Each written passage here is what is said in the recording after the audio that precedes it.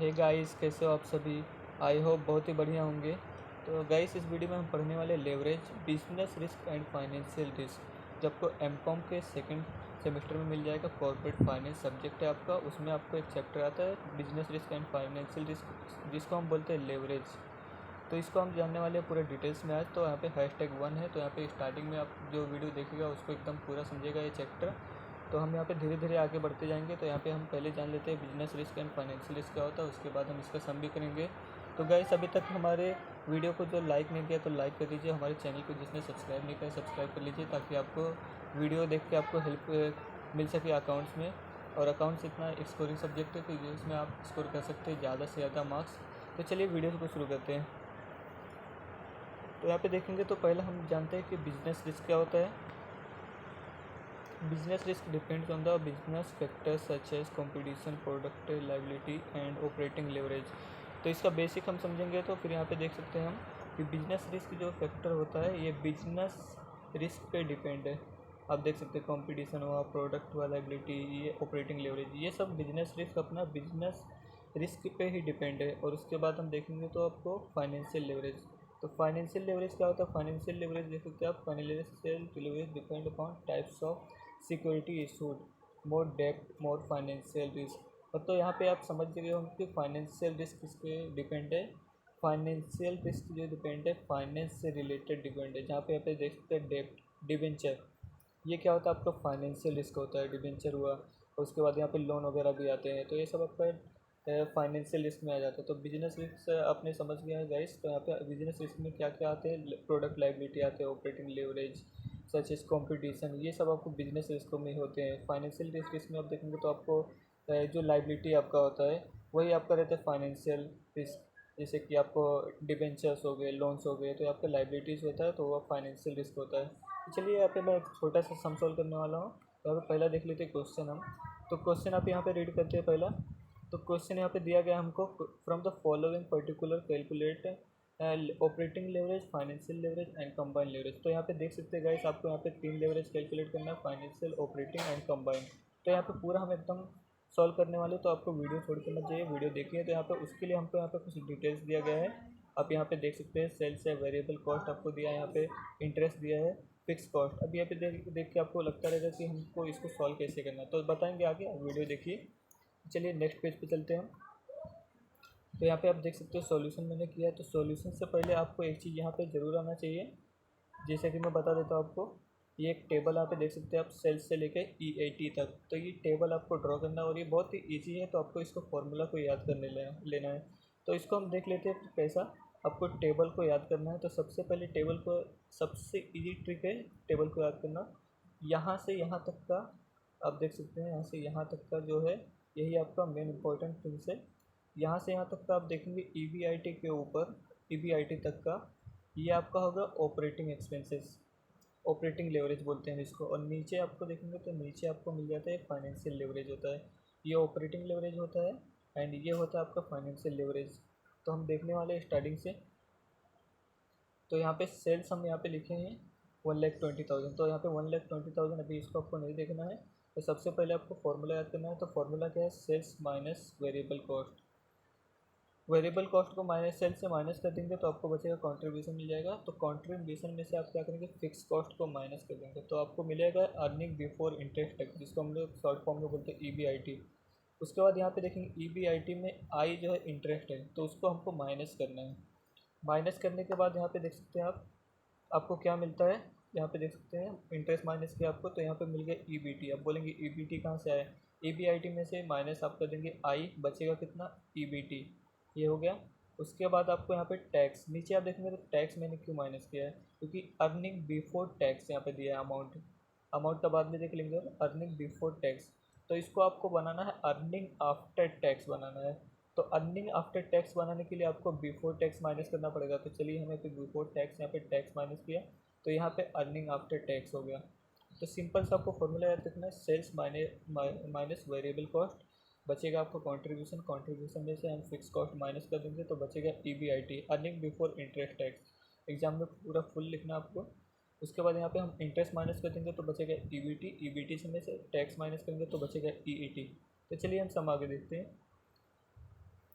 तो सबसे पहले अब आपको बैक चले आना है। यहाँ पे क्वेश्चन में देखेंगे तो आपको सेल्स दिया है 1,20,000, 1,20,000 आपको सेल्स यहाँ पे दिया है।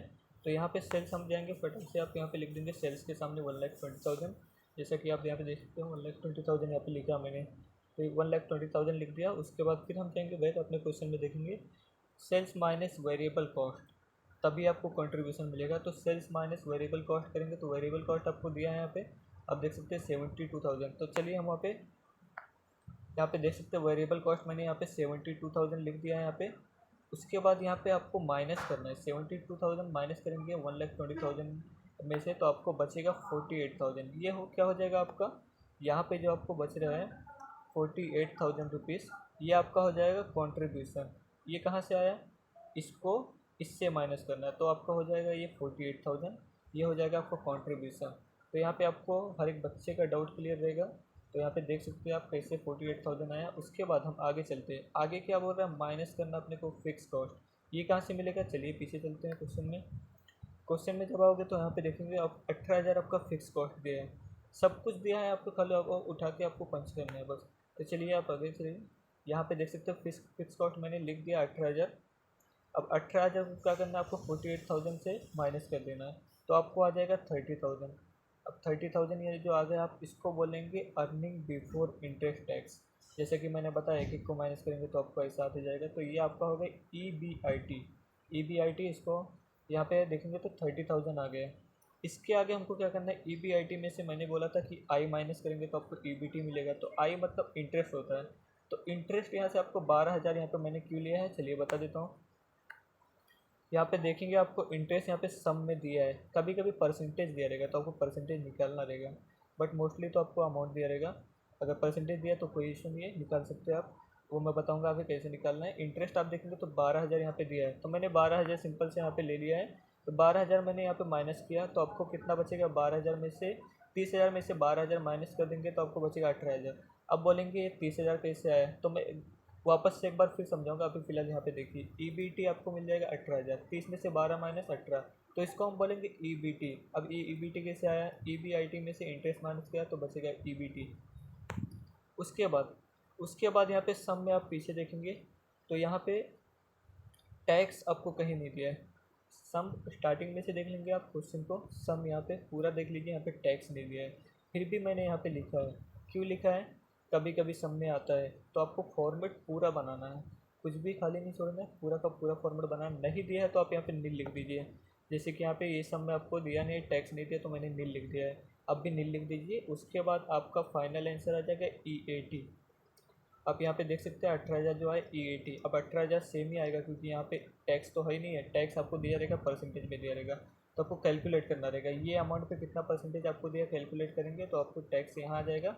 उसके बाद इसको EBT को टैक्स से माइनस करेंगे तो आपका EAT आ जाएगा। फिलहाल यहाँ पे टैक्स नहीं है तो फिर डायरेक्टली EAT आ गया मेरा। अब चलिए मैं वापस से बता देता हूँ स्टार्टिंग से लेके। सेल्स हमको दिया था 1,20,000, तो हमने सेल्स यहाँ पे 1,20,000 लिख दिया। उसके बाद हमको वेरिएबल कॉस्ट दिया था 72,000, तो 72,000 मैंने लिख दिया यहाँ पे, और इसको लेस कर दिया तो बचेगा अपना 48,000।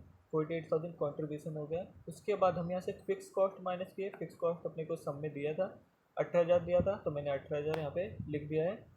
उसके बाद यहाँ पे देखेंगे तो 48 में से 18 को माइनस कर देंगे तो आपको 30,000 बचेगा।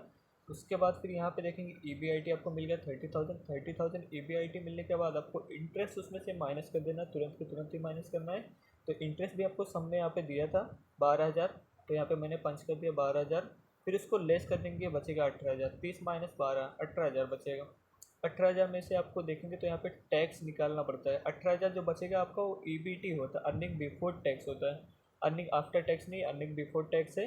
तो उसमें से आपको टैक्स माइनस करना है, अगर सम में पूछा है तो माइनस करना है, अदरवाइज आपको डायरेक्टली आंसर EAT लिख सकते हैं। लेकिन यहाँ पे टैक्स का कॉलम आपको बनाना है, कुछ भी करके आप बना लीजिए, छोड़िए मत खाली, उसका भी मार्क्स मिलता है, पूरा फॉर्मेट का मार्क्स मिलता है आपको। तो यहाँ पे देखेंगे तो टैक्स यहाँ पे दिया नहीं है सम में मेरे को, तो सम में यहाँ पे मैंने नील लिख दिया, आपको दिया तो लिख दीजिए, एग्जाम में आता है तो नहीं तो नील भी लिख सकते हैं आप। उसके बाद डायरेक्टली आपको EAT मिल चुका है, आपको यहाँ पे देख सकते हैं EAT, यहाँ पे देखेंगे EAT मिल गया है 18,000 EAT। तो यहाँ पे EAT कैसे आया, सेल्स को हमने वेरिएबल कॉस्ट से माइनस किया तो आपको कंट्रीब्यूशन मिला, कंट्रीब्यूशन को हमने फिक्स कॉस्ट से माइनस कर दिया, मिल गया हमको EBIT मिलने के बाद हम उसमें से आई निकाल दिए तो बचेगा EBT, आई मीन्स इंटरेस्ट। तो EBT बचा, EBT में से हम लोग अर्निंग बिफोर टैक्स होता है उसको मैंने टैक्स वहाँ से निकाल दिया, तो वहाँ पे टैक्स जब हटा देंगे तो बचेगा अर्निंग आफ्टर टैक्स। तो यहाँ पे टैक्स दिया नहीं है, फिर भी हमको अर्निंग आफ्टर टैक्स आ चुका है। कैसे आया, यहाँ पे टैक्स रहे या ना रहे, लास्ट में हमको बचेगा EAT, हमको EAT ही मिलने वाला है, तो उसको हम बोलेंगे EAT। अब इसके आगे हम क्वेश्चन में देखते हैं। क्वेश्चन में आप देखेंगे तो यहाँ पे बोला गया था, जैसा कि मैंने बताया था यहाँ पे कि आपको बोला गया था यहाँ पे आप कैलकुलेट करना है। क्या कैलकुलेट करना है, operating leverage, financial leverage and combined leverage, 3 leverage calculate करना है। वो कैसे कैलकुलेट करना है आगे मैं दिखाता हूँ आपको। मैंने कैलकुलेट करके रखा है यहाँ पे, आप देख सकते हैं। ऑपरेटिंग लेवरेज जो कैलकुलेट होगा उसका फॉर्मूला होता है आपको कॉन्ट्रीब्यूशन डिवाइडेड बाय EBIT। ये सब आपको पीछे दिया है, खाली आपको उठा के यहाँ से फटाफट लिखना है, डिवाइड करना है, आंसर आ जाएगा आपको। तो EBIT आपको यहाँ पे दिया है, कॉन्ट्रीब्यूशन भी दिया है। तो सबसे पहले चलिए हम बैक साइड में देख लेंगे। तो यहाँ पे आप देखेंगे तो आपको कॉन्ट्रीब्यूशन जो दिया 48,000, आप यहाँ पे देख सकते हैं कॉन्ट्रीब्यूशन 48,000 दिया है। तो वहाँ पे कॉन्ट्रीब्यूशन फटक से आप यहाँ पे लिख दीजिए 48,000 डिवाइड कर देंगे आपको EBIT से। EBIT आपको यहाँ पे दिया है, देख सकते हैं आप EBIT 30,000 आपको दिया है। तो आप EBIT यहाँ पे 30,000 डिवाइड करेंगे तो आपको आंसर आ जाएगा आपको 1.6। सेकेंड लेवरेज आपको निकालना क्या था, फाइनेंशियल लेवरेज। सेकेंड लेवरेज कौन सा है आपका, फाइनेंशियल लेवरेज। इसको निकालने के लिए आपको, जैसा कि मैंने बताया था कि ऑपरेटिंग जो लेवरेज होता है ये आपको बिजनेस से रिलेटेड होता है, बिजनेस रिस्क से रिलेटेड होता है। और उसके बाद देखेंगे फाइनेंशियल लेवरेज जो होता है फाइनेंस से रिलेटेड होता है। तो जैसे कि मैं यहाँ पे बता देता हूँ आपको, यहाँ पे EBIT और EBT क्यों आया, चलिए मैं बैक साइड में आपको बताता हूँ सब में। अब यहाँ पे देख सकते हैं EBT से लेके और EBIT से लेके आप EBT तक देखेंगे तो यहाँ पे आपको फाइनेंस से रिलेटेड ही, यहाँ पे आपको देखेंगे तो यहाँ पे आई इंटरेस्ट, उसके बाद फिर टैक्स, यहाँ पे आप देखेंगे टैक्स और इंटरेस्ट, ये क्या है, फाइनेंस से रिलेटेड आपका रिस्क है। ये आपको बिजनेस से रिलेटेड नहीं, फाइनेंस से रिलेटेड। जब आप लोन वगैरह लेते तो उसका इंटरेस्ट देते तो फाइनेंस से रिलेटेड होता है। गवर्नमेंट को टैक्स देते हो वो भी फाइनेंस से रिलेटेड होता है। तो यहाँ से लेके EBT से लेके अब EAT तक देखेंगे तो आपको यहाँ पे जैसे भी मैंने बताया था कि ये फाइनेंशियल लेवरेज होता है, फाइनेंशियल लेवरेज होता है। और यहाँ पे आप देखेंगे अगर तो यहाँ से फिक्स कॉस्ट तक EBIT से लेके और सेल्स तक आपका ये हो गया ऑपरेटिंग लेवरेज, ये हो गया कौन सा, ऑपरेटिंग लेवरेज। तो ऑपरेटिंग लेवरेज मैंने सॉल्व करके बता दिया। ऑपरेटिंग लेवरेज में कॉन्ट्रीब्यूशन था, उसके बाद EBIT उसको डिवाइड करना था तो आपको आ गया था आंसर। और इसमें क्या करना है आपको, EBIT से डिवाइड करना है EBT को। तो चलिए हम देख लेते हैं। जैसे कि मैंने बताया EBT को देखना था, तो जैसे कि यहाँ पे देखेंगे फाइनेंशियल लेवरेज सॉल्व करने के लिए आपको EBIT earning before interest tax upon divided by EBT earning before tax, इसको डिवाइड करेंगे तो आपको अमाउंट वहाँ पे पहले से दिया है।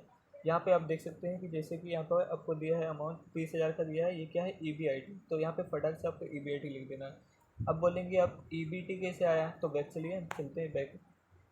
यहाँ पे देख सकते हैं आप EBT की अमाउंट कितना दिया, 18,000। तो उसको सिंपल से आप डिवाइड करेंगे तो आ जाएगा आपका, ये आंसर आ जाएगा 1.666। आगे आपको जितना भी आएगा आप 1.7 लिख सकते हैं, आप 1.7 लिखेंगे, 67 लिख सकते हैं, आप कोई इशू नहीं है, 1.67 लिख सकते हैं या फिर अदरवाइज आप 1.666 लिख सकते हैं। थर्ड जो लेवरेज आता है इसमें एक इंपॉर्टेंट लेवरेज है कंबाइन लेवरेज। अब यहाँ पे नाम से सबको पता चल गया रहेगा, धीरे सबको तो नहीं, मोस्टली सबको तो पता ही चल गया रहेगा। यहाँ पे कंबाइन लेवरेज मतलब क्या, दोनों को कंबाइन कर देना है। कंबाइन कैसे करना है, दोनों को मल्टीप्लाई कर देना है। तो इसका जो फॉर्मूला आपका हो जाएगा OL into FL, short form में लिखा हूँ, आप फुल फॉर्म में लिखिए। OL मतलब क्या होता है, ऑपरेटिंग लेवरेज, इंटू मैंने किया है फाइनेंशियल लेवरेज FL।